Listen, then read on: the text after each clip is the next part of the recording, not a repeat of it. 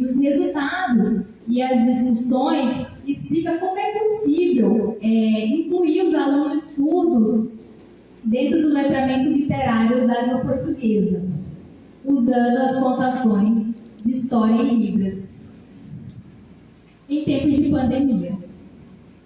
E tudo isso está baseado na pedagogia do multiletramento, como essa sendo um rompimento da barreira e sendo uma forma de incluir o aluno surdo na sala de aula.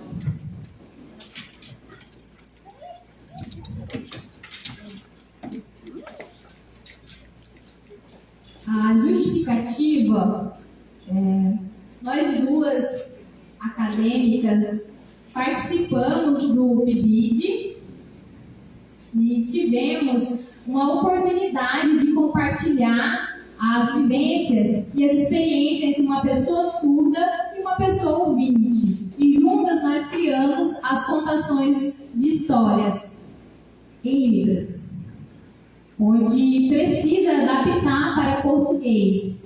E depois nós queremos mostrar por que é importante fazer essa adaptação, porque em tempo de pandemia as crianças surdas elas estavam afastadas da sala de aula e não tinham contato com a Libras, já que a maioria das crianças surdas elas são de família ouvinte e essas famílias não sabem a Libras. E então essas crianças não desenvolveram a sua linguagem. Nós duas propomos um letramento literário através das contações de história, e essas histórias foram publicadas no YouTube, sendo possível as crianças surdas desenvolver a sua identidade surda e a língua de sinais.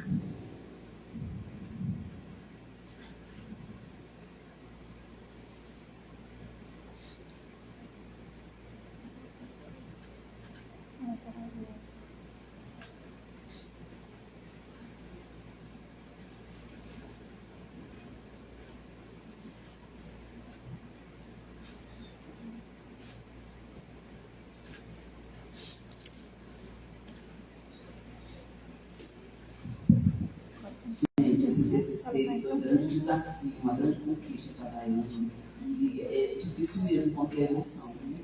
Porque foi um trabalho muito difícil que elas fizeram e nessa hora passa o filme na cabeça. É impossível o professor ele compreender os caminhos de ensinar o aluno surdo.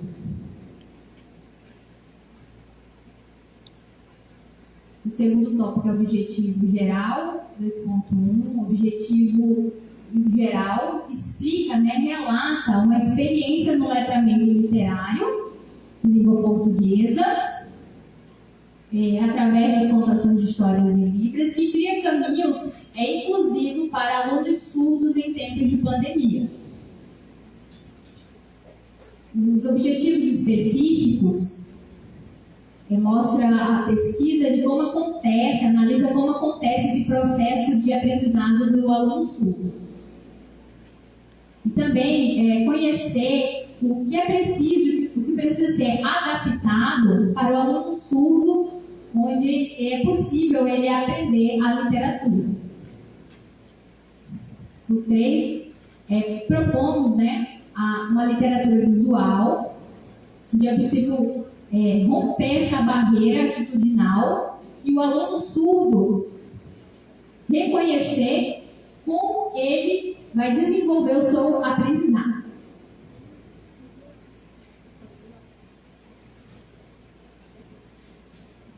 Agora, a Caroline vai dar continuidade.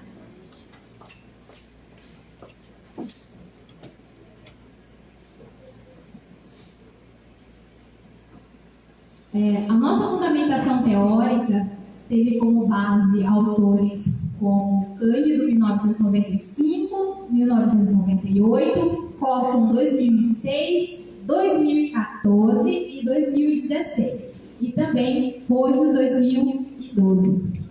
A literatura ela não deve desempenhar o papel de apenas desenvolver a escrita e a leitura, mas formar leitores capazes de experienciar a leitura de forma humanizadora.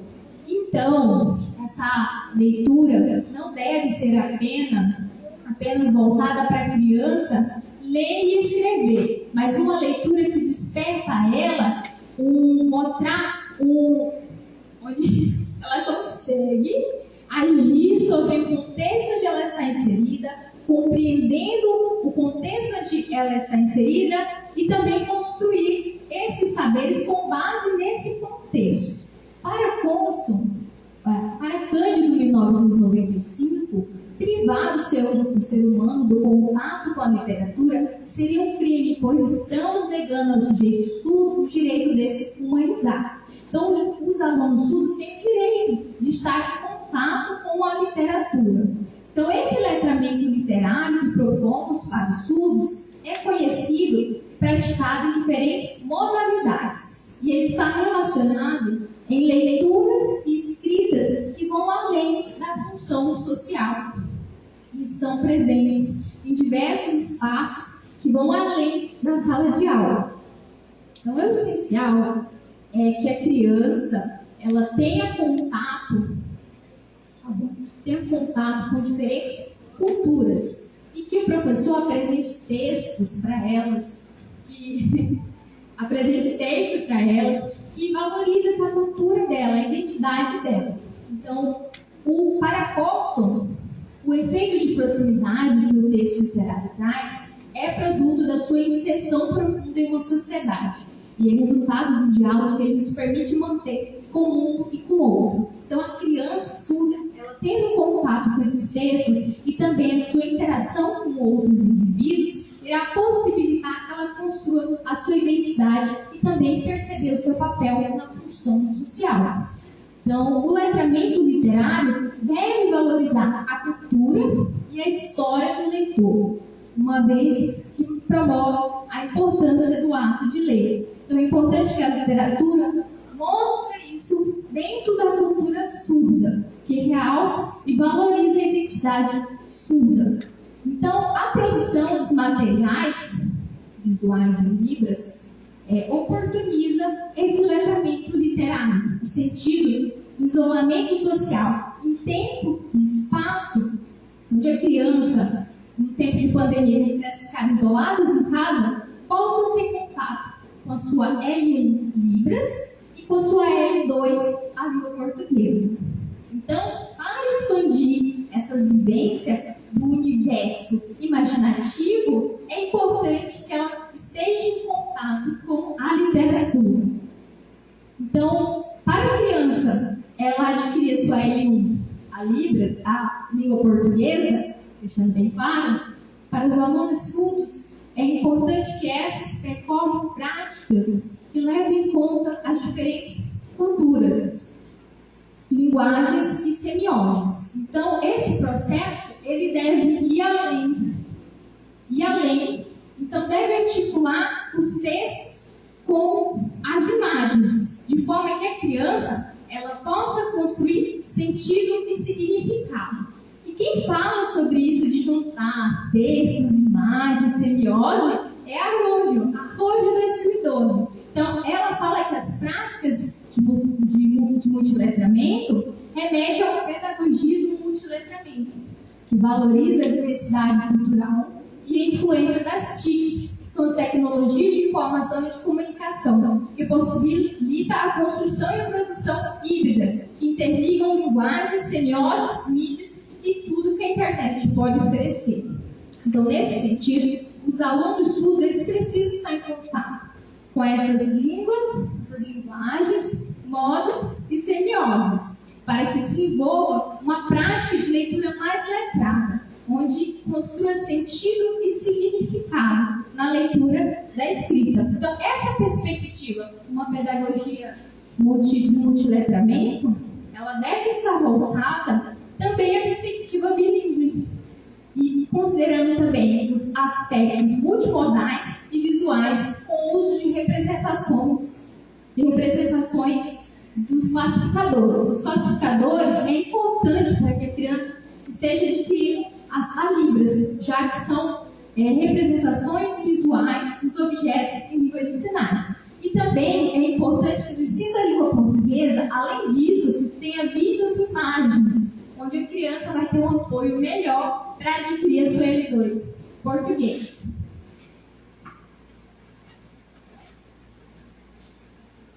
Metodologia. Então, a nossa... Eu começo com você fazer a introdução e ela vai continuar, tá bom?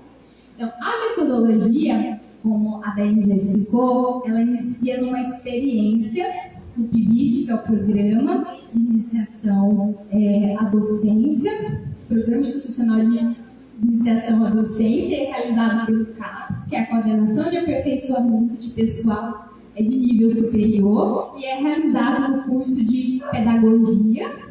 Então, nós, vivenciamos essa prática de associar a teoria com a prática, então vivenciamos isso num período muito difícil, que era a pandemia. Então, nossa sala de aula do terceiro ano do ensino fundamental se tornou-se um grupo de WhatsApp, e o encontro com a professora regente supervisora do PIBID foi através do Google Meet. Então, ela sempre combinava com a gente a presença nos mostrava sequências didáticas para o plano de ação da escola. E aí que surgiu as contações de história em Libras, que agora a Daiane vai explicar esses momentos de como realizamos esse processo de escolha e produção dos vídeos.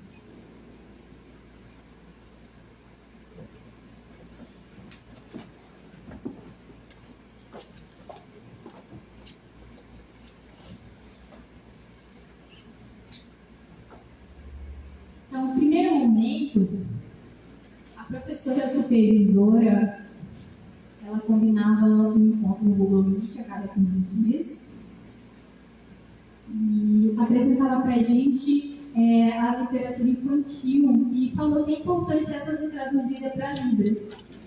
E a professora nos avisou de um audioseriado que ela fazia, e que é um recurso visual, que ela já utilizava em sala de aula.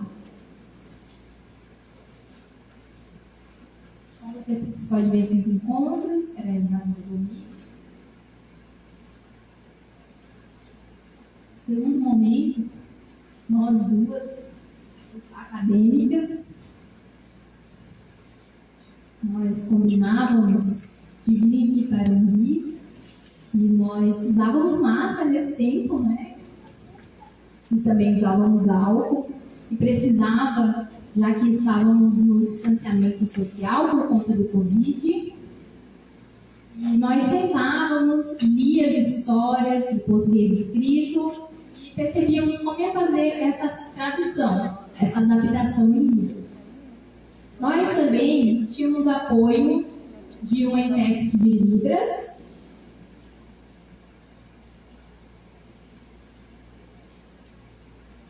e também pesquisávamos se tinha vídeos já produzidos no YouTube dessas histórias em Libras, e percebemos que era muito difícil realizar essas traduções, porque os vídeos no YouTube eles estavam em contextos diferentes por causa da variação regional. Mas nós duas adaptamos essas histórias em sinais que melhor combinavam com o contexto da história, da literatura. Aqui é um exemplo do vídeo que a gente pegou na internet. O terceiro momento, depois nós duas fazíamos esse audioseriado e nós escolhíamos 5 cartolinas na cor branca e desenhávamos as histórias. Por exemplo, a história dos 3 porquinhos. E depois a gente pintava esses desenhos. Como vocês podem ver. O quarto momento, depois disso, nós gravávamos os vídeos das contações de história. E precisávamos também tirar a máscara nesse momento, né, e colocávamos depois que acabava as gravações. E colocávamos a máscara. Eu sinalizava as histórias, né, contava as histórias em libras, e a Caroline, ela fazia a voz, a tradução do português oral. Vocês podem ver os momentos de gravação. No quinto momento, nós organizávamos, editávamos os vídeos e nós duas precisamos desenvolver a habilidade de organizar esses vídeos e publicá-los no YouTube. Agora, a Caroline dará continuidade.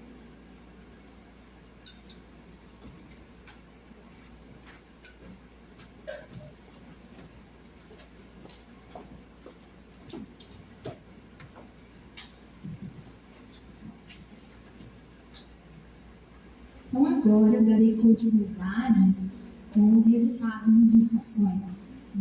Então, para isso, iniciamos com a seguinte pergunta: como pensar em cenários inclusivos para que a criança surda possa atingir o mesmo desempenho que as demais crianças no letramento literário? E a primeira barreira a ser superada é a barreira do tempo pandêmico, né, como a Daiane explicou. As crianças estavam afastadas da sala de aula, não tinham contato com a Libra, já que as famílias, a maioria são ouvintes, não aceitam a língua de sinais, então elas acabam tendo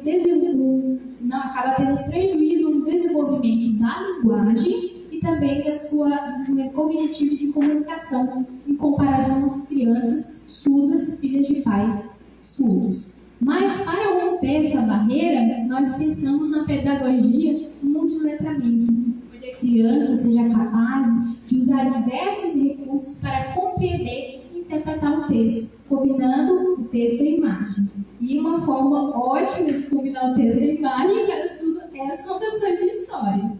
Então nós partimos disso para a criação das histórias. Produzindo esse audiovisual, ele, com ilustrações das imagens, se torna um recurso muito didático e visual, que realça esse elemento visual que está presente na cultura surda, valorizando a literatura visual. Então, o Carlos Smith menciona a língua de sinais como fundamental no processo de aquisição da cultura e da identidade surda, que deve ser valorizada e reconquistada a sua produção literária para uma perspectiva eficaz no processo de alfabetização, tornando os surdos participativos em sociedade. Então é importante que essas histórias sejam traduzidas para Libras, aproximando o surdo da sua língua e da sua identidade surda e também valorizando a experiência visual, em detrimento da audição como uma forma de comunicação. Então, pensando nessa perspectiva bilíngue da língua de sinais, permite que a criança aprenda a se comunicar com movimentos gestuais, expressões faciais e corporais. Diante disso, nós realizamos nesse processo de contação de histórias 2 tipos de tradução: a tradução intermodal e a tradução intersemiótica. A tradução intermodal, ela consiste nas modalidades diferentes da língua. Então, primeiro, o texto estava em português escrito, que é na modalidade oral aditiva, e traduzimos para Libras, que é uma língua gestual visual, que confere essa tradução intermodal. E a tradução intersemiótica, que é a representação visual, confere a representação visual da Libras e também das imagens que são presentes no álbum seriado. Então, a Daiane, como ela disse, ela contava as histórias em Libras e a segunda bolsista, que sou eu, fazia a tradução da Libras para o português oral, que consiste nessa tradução intermodal. E aí, a presença de uma bolsista surda é importantíssima na criação dos vídeos, já que uma criança surda, quando ela assiste o vídeo e vê que é uma professora surda e vê que é uma pessoa surda, ela se identifica, ela aceita melhor a sua língua, a sua cultura e sua identidade surda. Então, a Daiane foi fundamental nessas contações de história, porque aproximou as crianças surdas do conhecimento científico, das informações, da sua cultura, que só foi possível no tempo de pandemia por conta desses vídeos publicados no YouTube.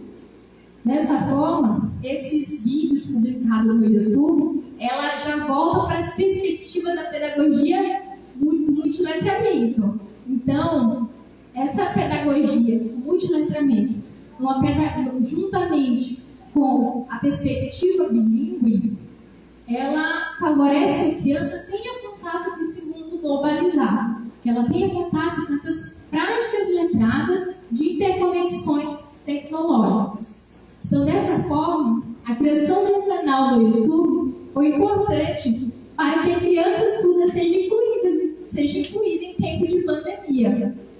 Além do mais, a disponibilização desses vídeos no YouTube confere a esse recurso imagético que só a ferramenta pode proporcionar. E essa ferramenta também se tornou crítica, porque ela mostrou duas culturas, que é o ouvinte e a surda, duas línguas, que é a Libras e a língua portuguesa, uma forma de interação, que é possível nós criarmos, sim, um caminho intercultural para que as duas culturas e línguas possam existir. Então, diante disso, foi importante que tanto eu, como pessoa ouvinte, ela como pessoa surda, soubéssemos conviver juntas e entender as diferenças das culturas para realizarmos essas traduções.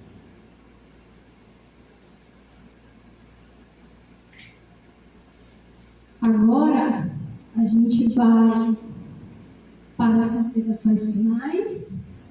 Então, diante disso, percebemos sim que o letramento literário de língua portuguesa, através das contações de história em vídeo disponibilizada no YouTube, é uma forma que viabilizou a inclusão dos alunos surdos em tempos de pandemia. Então, é importante que esse letramento literário ele parte da L1 Libras para a L2, que é a língua portuguesa. Para que a criança, sim, ela só vai adquirir a sua L2 quando ela tem o seu desenvolvimento cognitivo de comunicação linguística amparada pela sua primeira língua, que é a Libras. Então, com isso, nós sugerimos a pedagogia do multiletramento, onde a criança surda, quanto ouvinte, vivencia essas práticas do multiletramento no mundo globalizado, onde a criança surda ela adquire sua L2 português e a criança ouvinte a sua L2 Libras. Então, essa precisa estar em contato com práticas pedagógicas que valorizam as várias culturas, linguagens e semiose, no qual esse processo de leitura vai além da decodificação da palavra.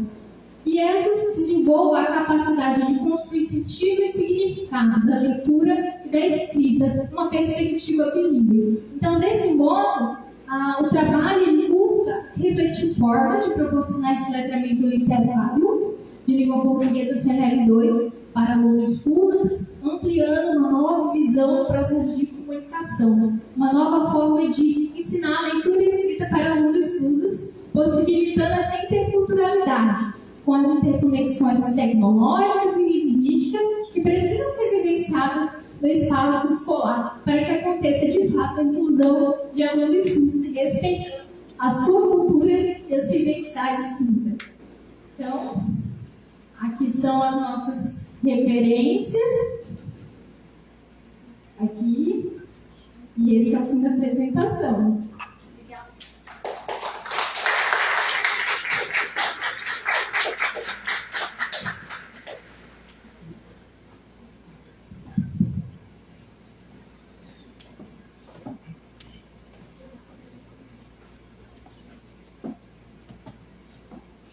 Agora, vamos passar a palavra para o professor Dr. Edinaldo para fazer suas considerações e as adições para as nossas acadêmicas. Boa tarde a todos.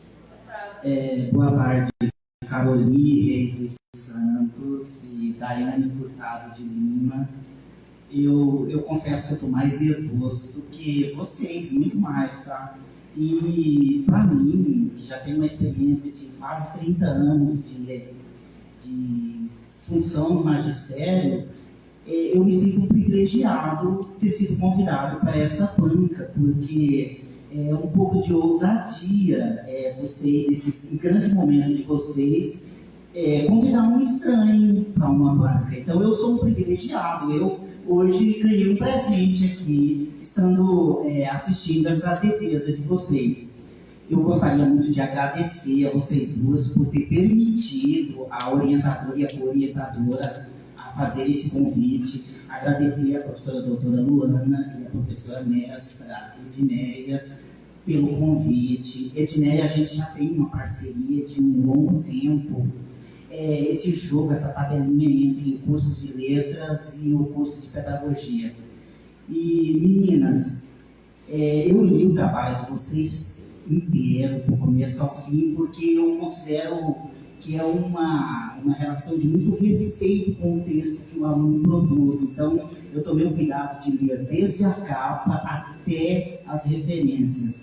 Mas eu confesso que eu não precisava ter lido nenhuma linha, porque vocês duas apresentaram o trabalho inteiro em poucos minutos. Algumas coisas que eu tinha anotado para falar aqui, para pensar, eu vou debater esse tema, vocês debateram. Então, ficou praticamente não tem nada para eu dizer sobre o texto, porque vocês explicaram o texto totalmente de forma muito clara. E é interessante porque eu fiquei muito seduzido por esse tema, o letramento literário, porque no curso de letras a gente tem muita afinidade com essa temática. E eu me lembro que em 2018, a minha orientadora do mestrado entrou em contato comigo e disse: Edinaldo, eu quero que você escreva um artigo para eu publicar na revista Lerê sobre letramento literário. Eu sei que você, no passado, trabalhou durante 9 anos com alfabetização, que você gosta muito dessa coisa de contação de história, então preciso que você escreva um artigo sobre o letramento literário. E com essa cara meio de tímido, eu sou o maior defensor da onda de contação de histórias. Então, quando vocês falavam em contação de história, eu arrepiava. E eu digo, sempre quando eu fico arrepiado, o aluno já foi bem avaliado por mim. E, então, eu escrevi um artigo sobre letramento literário, foi publicado. Eu tinha um orgulho daquele... Eu tenho um orgulho desse artigo que está lá publicado na revista Lerê. E lendo a monografia de vocês, eu voltaria a reescrever o meu artigo. Olha que coisa estranha, né?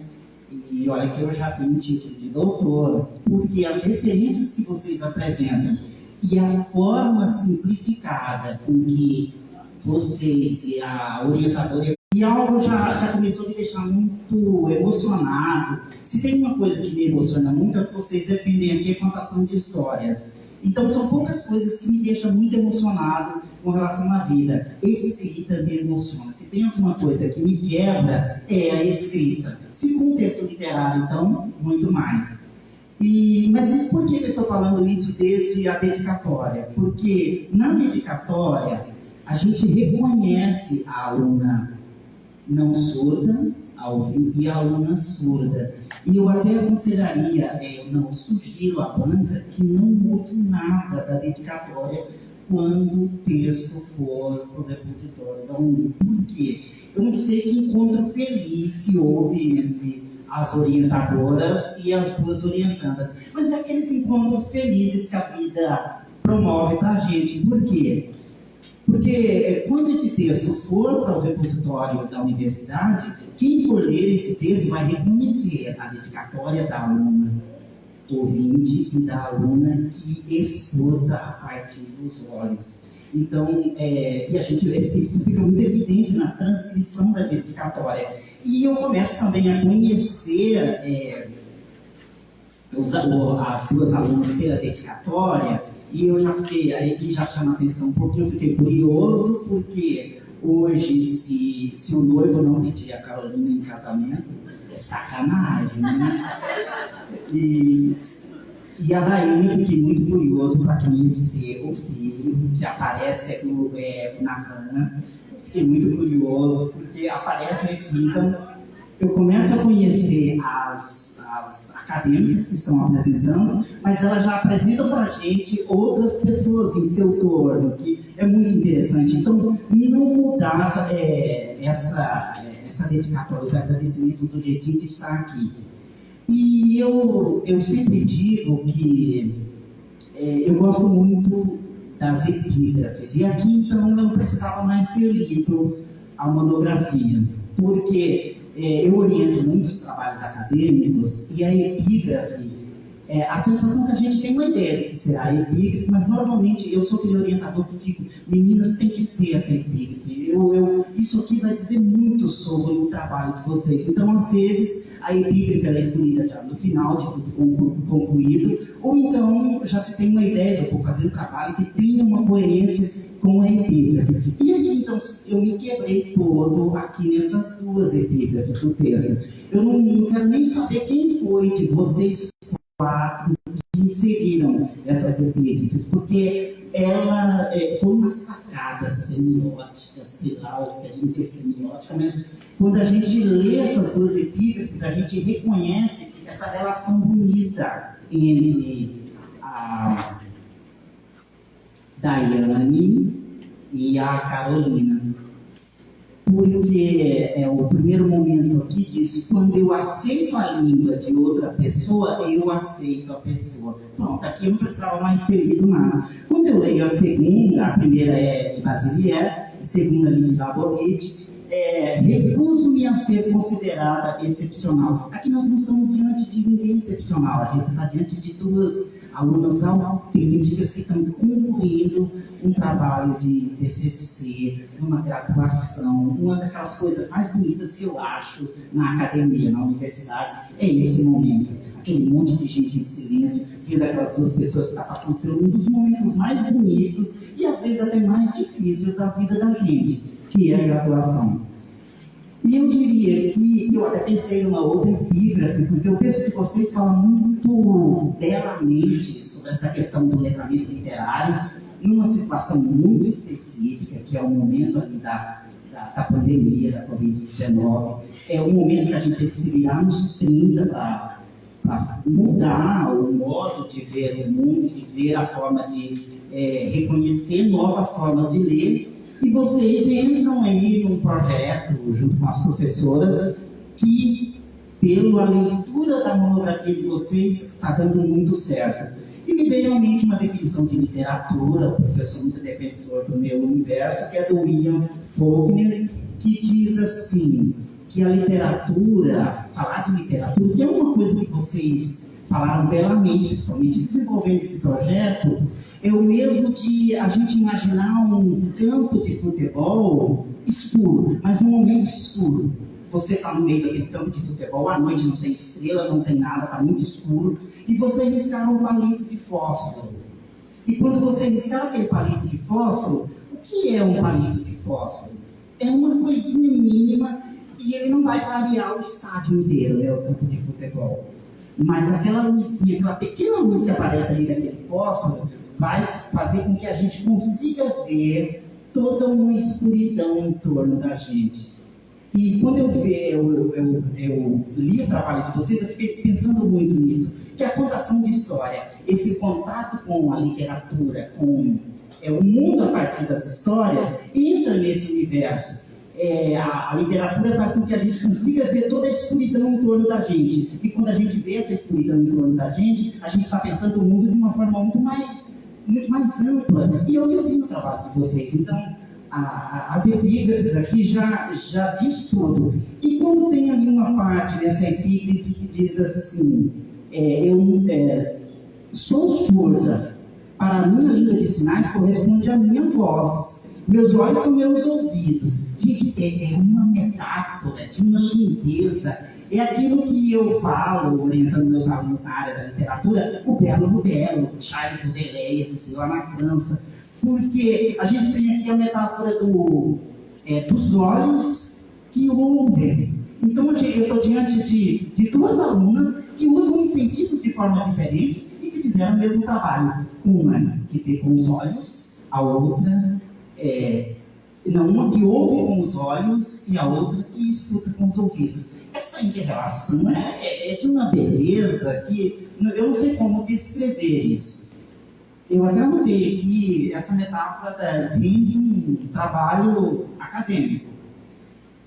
É um tema para um próximo tipo de orientação. E outro encontro feliz, eu acho que eu estou falando muito assim, tá? Eu até perguntei se vai ter outras defesas, porque eu sou muito tímido, mas quando eu começo a falar, eu esqueço que eu sou tímido, tá? Então,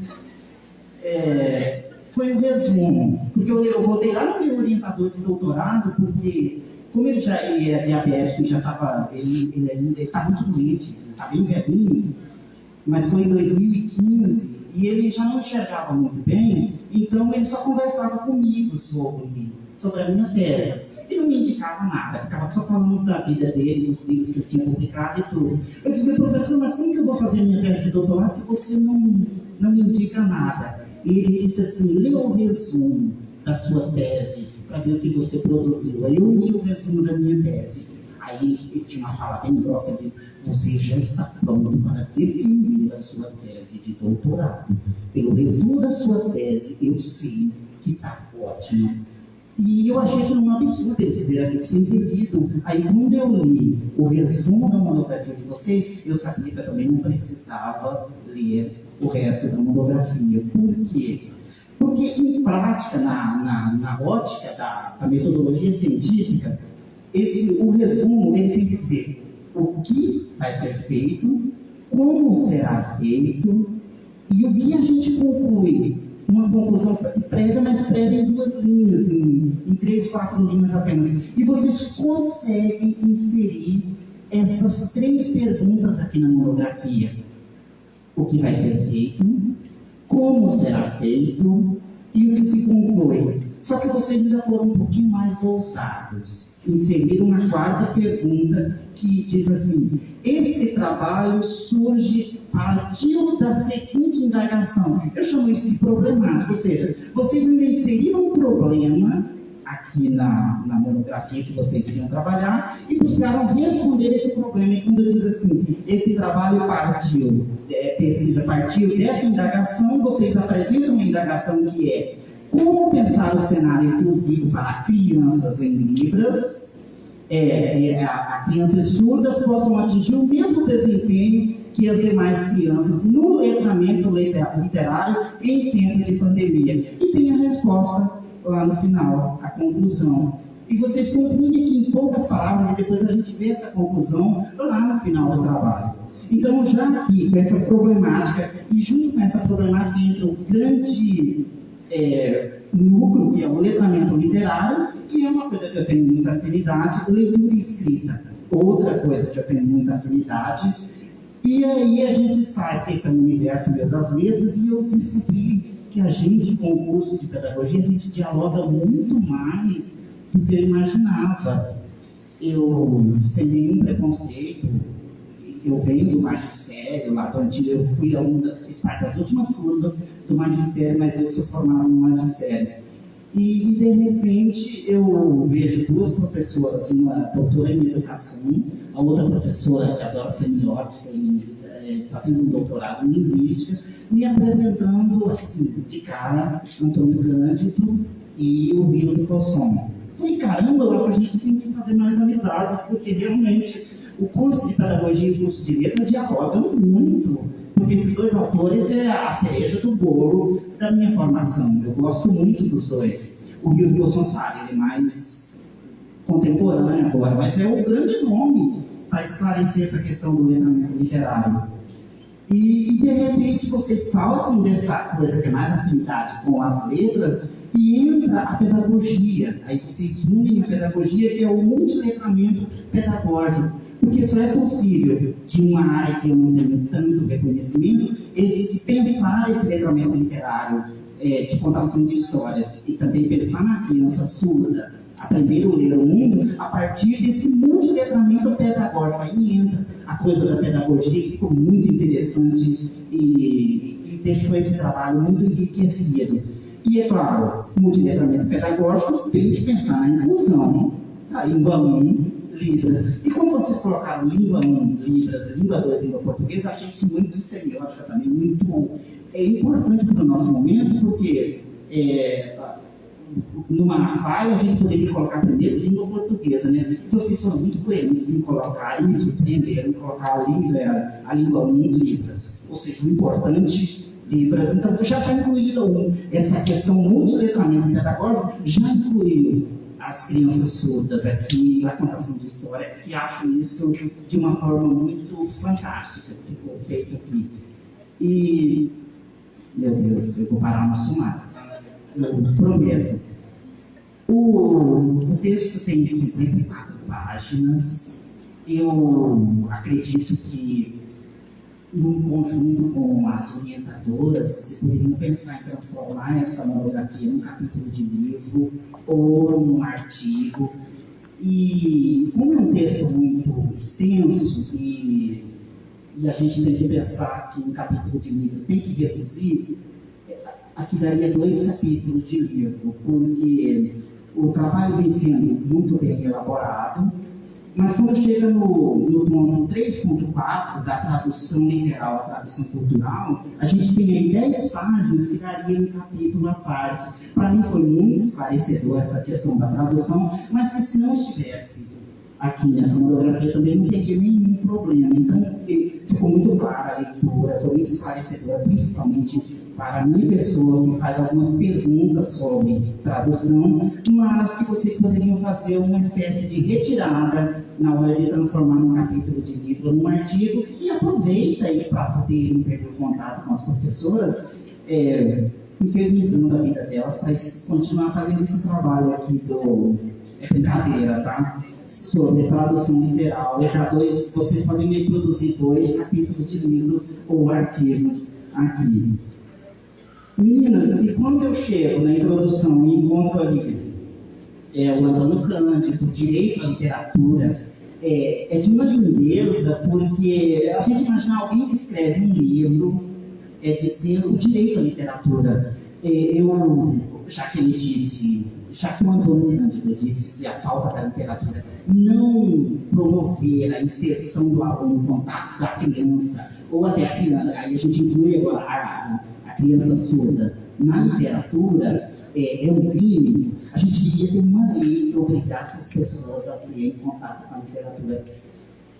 Porque, então, Antônio Cândido diz o direito à literatura. É triste pensar que algumas pessoas passam a vida toda sem ter tido esse direito à literatura, o direito a essa inclusão. E eu venho da época, eu sou do final da década de 90 que eu começo a trabalhar em sala de aula com alfabetização, eu começo a trabalhar como alfabetizador em 1994. Com essa cara de 30 anos, mas eu já tenho 29 anos de sala de aula, tá? Então eu comecei com um aninho a dar aula.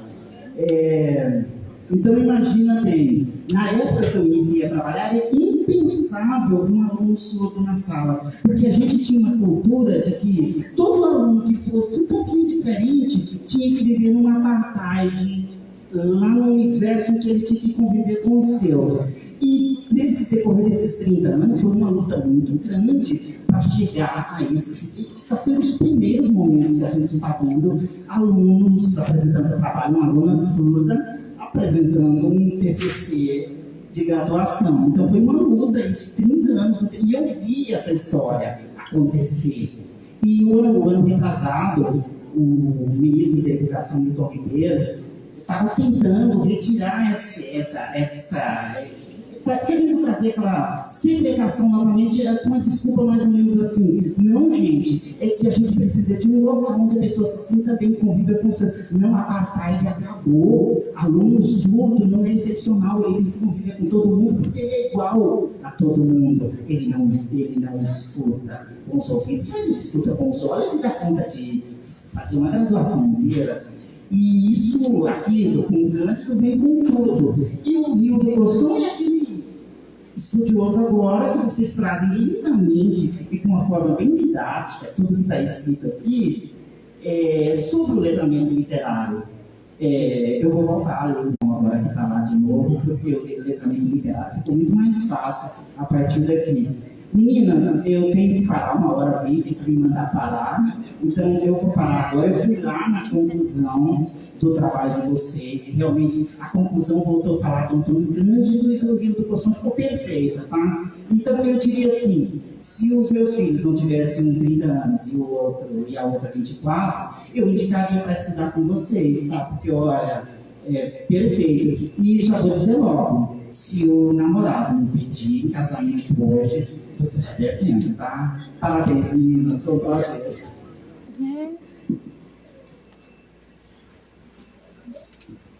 Agora, vou passar a fala para a professora doutora Luana. Nesse momento, eu gostaria que a Carol ela pudesse só observar, né, e começar a registrar as ações da banca. E aí a Eduara interpreta para a Laiane e a Ana para a Fran e para a Suziane. Ok? E eu também. Tem mais? Gente, vamos quebrar o protocolo. Hoje, né, nós temos a presença de outros surdos aqui. Olha, eu fico muito feliz sempre que vocês vêm nessa universidade. Eu não sei se vocês perceberam, mas nós criamos um clima para que vocês chegassem aqui, que vocês se sentissem acolhidos de fato. Isso aqui na língua de sinais significa eu amo você. Né? Então, nós estamos felizes de vocês estarem aqui, e ao mesmo tempo nós ficamos tristes por esse momento, porque a gente sabe que as duas vão terminar o curso e a gente vai se ver cada vez menos e dá aquele gosto de saudade, né? Que não é um gosto bom, é amargo, mas no fim também se mostra doce, porque a gente tem as experiências, as conquistas. Então, essa experiência eu vejo que a universidade cresceu muito, com a presença dos surdos aqui. E eu fico muito feliz. Não existe assim, gratificação melhor do que saber que os surdos vêm aqui para assistir uma surda se formar e perceberem que é possível que vocês estejam aqui, que vocês produzam, né, as conquistas de vocês, que nós, enquanto ouvintes, nós temos aprendido muito, muito com vocês. Vocês não imaginam como essa universidade ganhou com a presença dos alunos surdos. Então, sintam-se à vontade para virem aqui na universidade sempre que vocês precisarem. E outra coisa, depois eu quero o número do WhatsApp de cada um de vocês, porque a gente precisa se comunicar. Né? De repente, some todo mundo. Tem um evento e eu fico meio doida, porque começa a servir a comida e todo mundo vai num canto, começa a se falar, porque evento com surdo, gente, tem que ter isso aqui, olha. Isso é festa. É festa, tem que ter essa alegria, porque nós estamos nos relacionando com pessoas que, como elas explicaram, nascem em famílias de ouvintes, né? Famílias que às vezes não falam a sua língua, e aí eles vivem muito tempo afastados das pessoas que se comunicam com a língua deles. E aí você imagina, quando você vai lá na Bolívia, quem foi em outro país que não fala, que você não conhece a língua nativa, o que é que você sente quando você está num lugar que não fala a sua língua? E de repente você encontra um brasileiro estranho lá, e aí você sente por um momento que ele é como se fosse o seu irmão, não é? E você quer conversar com ele, você quer sentar com ele para comer alguma coisa, para colocar o papo em dia, para se informar sobre as coisas que acontecem naquele país estranho. E assim é o surdo, gente. Sempre que tiver evento com o surdo, tem que ter essa festa, porque para eles é festa isso, né? E é festa para nós também, porque nós aprendemos, nós crescemos muito com vocês. E é assim que cresce junto, né? Surdo e ouvinte. E eu estou acostumada lá na igreja, eu quero dizer amém no final, gente.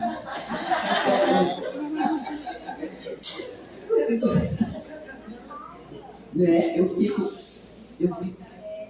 Cadê a Paula Isabel?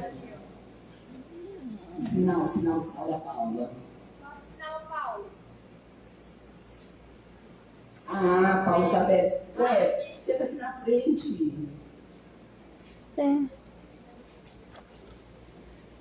Fica pertinho, juntinho.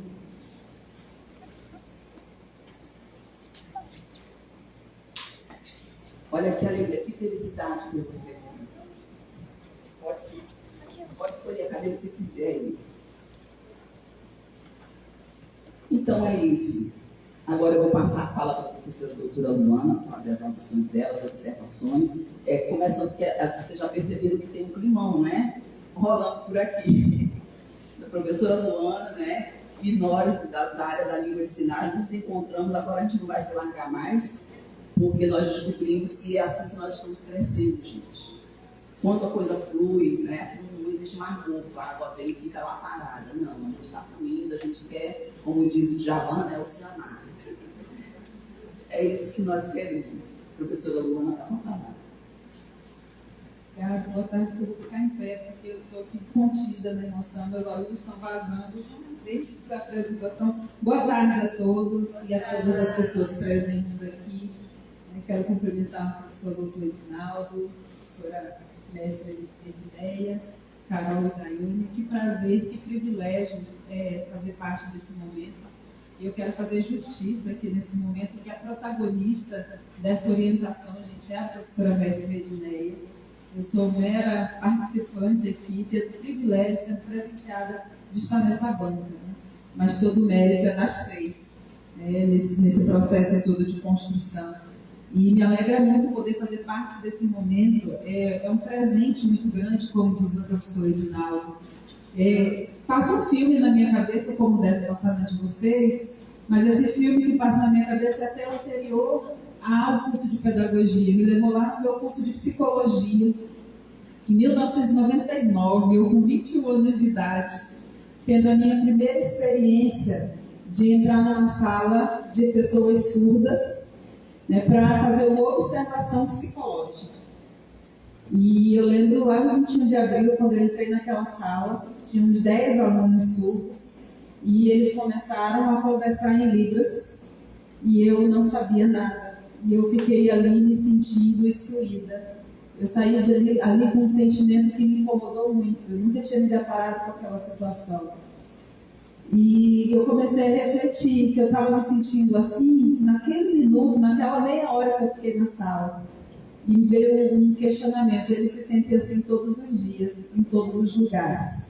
Naquele dia nasceu a Luana, brigando por inclusão, brigando pelo reconhecimento do lugar das pessoas, independente da sua condição. Eu lembro que eu tive que fazer um relatório sobre isso, e dei para a professora, né, entreguei, quando voltou ela disse assim, ela escreveu na capa do trabalho: bem-vinda a esse lugar que precisa de tantas pessoas sensíveis. Né, e desde então, já por mais de 2 décadas, né? Eu comecei novinha também, tinha um ano. E estar aqui hoje, né, eu vejo que é resultado de toda essa caminhada. Né, e estar aqui nessa banca da Carol e da Daiane, né, é ver que foi um processo que não acaba aqui, né, ele continua, porque essa relação ela é dialética. Né, quando a gente acha que acabou, na verdade, ela está iniciando, vão ser outros caminhos que nós vamos buscar, mas é indescritível, porque o trabalho é um trabalho de excelência, é um trabalho que não serve apenas a esse momento, mas que vai perpetuar, e é uma história sendo escrita. Eu falo muito da história da educação especial, eu falo muito da história, né, de como as pessoas são vistas na nossa sociedade. E que a gente ainda está muito longe de ser, né, uma sociedade inclusiva. Mas estar aqui hoje é um capítulo novo dessa história que mostra que nós não estamos mais no mesmo lugar, que nós já avançamos.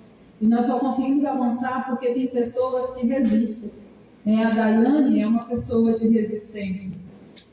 Cada pessoa surda que está aqui são pessoas que estão resistindo também, e que fazem as coisas acontecerem, que nos mostram que tem direito de estar aqui, e que mostra que eu tenho que me abrir a essa aprendizagem também. Eu lembro da Daiane chegando no primeiro período ali na aula de metodologia científica, e lembro depois de um novo reencontro com a Daiane, online, mas assim, o esforço de dizer assim: Daiane, você é daqui, esse lugar é teu. E depois, no retorno, às aulas presenciais, a Daiane fez algo que me mostrou essa resistência dela, essa consciência de eu tenho o direito de estar aqui, quando ela olha para a turma e diz: eu sou surda, mas eu aprendi Libras e consigo me comunicar. Muitos de vocês não sabem Libras. Quem é deficiente? Isso reverbera em mim até hoje. Eu conto essa história, porque é uma história de resistência, de alguém que tem consciência do seu direito de ocupar o espaço que quer. E que nos mostra, como ouvintes, que nós precisamos acolher, que nós precisamos estar junto, assim como a Carol se colocou. A Carol, ela já chega na universidade com uma postura ética, comprometida, e que eu tenho um filho pequeno ainda, quero que seja professor dos meus filhos, né? Eu sempre brinco, assim, tem algumas pessoas que eu queria escolher para dizer, eu quero que seja professora dos meus filhos, né? Porque tem esse olhar, não só um olhar de sensibilidade, mas um olhar de compromisso. É um olhar de quem se compromete com uma causa e que busca fazer com excelência. E que encontro maravilhoso é esse, né, da Daiane com a Carol, né, que crescem juntas, que chegam a esse momento juntas, e aí juntas aí se encontram aqui com a professora Edneia, né? E, gente, é uma explosão aqui de sentimentos, é uma explosão de competência, é uma explosão de possibilidades, né? E aí eu estou aqui, gente, olha, me sentindo privilegiada de poder estar nessa mesa, de poder ler o seu trabalho, de poder contemplar o potencial que tem e como ele vai ser uma ferramenta para que outras pessoas, outros profissionais possam usar, que outros profissionais possam se sensibilizar. Então é maravilhoso, eu só posso agradecer muito, muito, muito a vocês por esse privilégio de estar aqui e de acreditar sempre que não há caminhos impossíveis, né? E aí eu não posso deixar de lembrar de Vygotsky nesse momento, né? Que para Daiane, durante muito tempo, havia um caminho direto que estava impedido de avançar, mas que não a faz menos desenvolvida do que qualquer outra pessoa, porque a partir do momento que há a construção de um caminho, que há a possibilidade de um outro caminho, olha o quanto essa pessoa avança, olha o quanto essa pessoa pode fazer.